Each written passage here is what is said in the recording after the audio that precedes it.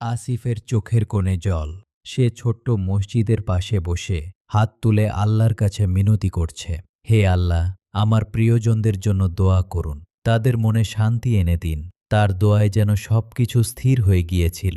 চারপাশে সব মানুষ থমকে গেছে। এ সময় দূরে এক বৃদ্ধা মহিলা তার পুত্রের জন্য কান্না করছে। তার অশ্রু যেন আকাশে মেঘের মতো ঘনীভূত হয়ে গেছে। এই দৃশ্যগুলো একে অপরের সাথে মিলেমিশে যেন এক ভিন্ন জগতের সৃষ্টি করছে।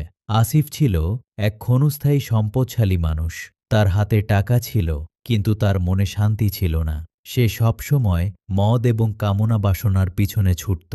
তার স্ত্রী সানা প্রতিনিয়ত তাকে সতর্ক করত, আসিফ, তুমি যদি এই পথে চলো তো একদিন তোমার সবকিছু হারিয়ে যাবে। কিন্তু আসিফ তখন এসব কথায় কান দিত না। সে মনে করত তার ধন সম্পদই তার জীবনের একমাত্র উদ্দেশ্য। একদিন আসিফের জীবনে একটি বড় ধাক্কা আসে। তার প্রিয় বন্ধু রাহুল এক দুর্ঘটনায় মারা যায়। আসিফের মনে হঠাৎ কিছু যেন ভেঙে গেল। সে যেন তার বন্ধু রাহুলকে হারিয়ে শুধু অর্থের জন্য জীবন কাটানোর ভয়াবহতার কথা বুঝতে পারে। সানা তার পাশে বসে কান্না করছিল, কিন্তু আসিফ তখনও নিজেকে বুঝতে পারছিল না।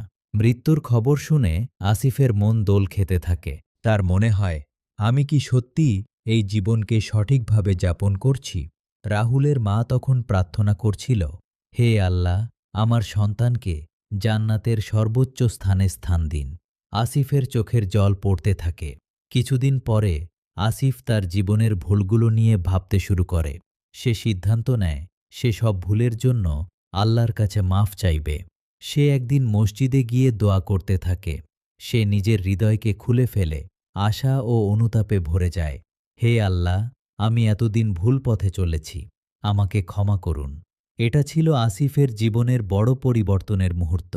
সে বুঝতে পারে দোয়ার মাধ্যমে শুধু তার নিজের জন্যই নয়, বরং তার প্রিয়জনদের জন্য তিনি শাস্তি থেকে মুক্তি পেতে পারেন। সে তার স্ত্রীর কাছে ফিরে গিয়ে বলেছিল, সানা, আমি সবকিছু পাল্টাতে চাই, আমি আল্লাহর পথে ফিরে আসতে চাই। সানার মুখে আশা ফুটে ওঠে। সে তার স্বামীর হাতে হাত রাখে এবং বলে, আসিফ, যদি তুমি সত্যিই পরিবর্তন করতে চাও, আল্লাহ তোমাকে ক্ষমা করবেন। আসিফ তার স্ত্রীর চোখের দিকে তাকিয়ে অনুভব করে সেই প্রেম, সেই সমর্থন ছিল তার জীবনের সবচেয়ে বড় শক্তি। একদিন আসিফের মনের অন্ধকারে আলো ফোটে যখন সে আল্লাহর কাছে দোয়া করতে থাকে। সে কেঁদে কেঁদে বলছিল, হে আল্লাহ, আমি তোমার কাছে ফিরে আসতে চাই। আমার প্রিয়জনদের জন্য গভীর দোয়া করি। যদি তাদের জন্য কিছু করতে পারি, সেজন্য আমাকে সাহায্য করুন।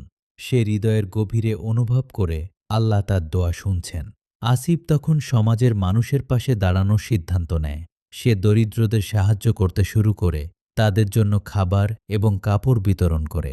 সে বুঝতে পারে এই দানের মাধ্যমে সে আল্লাহর নিকটবর্তী হচ্ছে। প্রতি রাতে আসিফ আল্লাহর কাছে আরও দোয়া করে, তার চোখের জল যেন তার হৃদয়ের সমস্ত পাপ ধোয়ার জন্য। সে নিজের ভুলের জন্য অনুশোচনা করে। প্রতিটি দোয়ায় সে তার প্রিয়জনদের জন্য আল্লাহর দয়ার কামনা করে। জীবনের এই নতুন অধ্যায় শুরু হওয়ার পর আসিফ জানে যে আল্লাহর রহমত এবং মাগফিরাত আসবে। সে উপলব্ধি করে আল্লাহর পথে হাঁটলে তার সমস্ত দুঃখ কষ্ট দূর হবে। শেষে আসিফের হৃদয়ে শান্তি ফিরে আসে। সে জানে তার দোয়া এবং পরিবর্তন তার প্রিয়জনদের জন্য একটি আলোর পথ হয়ে উঠেছে। সে প্রতিদিন আল্লাহর পথে এগিয়ে যায়, কারণ সে জানে আল্লাহ তার দোয়া শোনেন এবং তার পাপগুলোকে মাফ করেন। এখন আলোর গল্পের মাধ্যমে আমাদের সাথে যুক্ত হন। আল্লাহর রহমত ও দয়ার গল্পগুলো শোনার জন্য আমাদের চ্যানেলটি সাবস্ক্রাইব করুন। প্রতিটি গল্পে রয়েছে হৃদয় ছোঁয়া, যার মাধ্যমে আমরা আল্লাহর দিকে ফিরে যেতে পারি। আপনার একটি মন্তব্য আমাদেরকে উৎসাহিত করে। আমরা অপেক্ষা করছি আপনার প্রতিক্রিয়ার জন্য।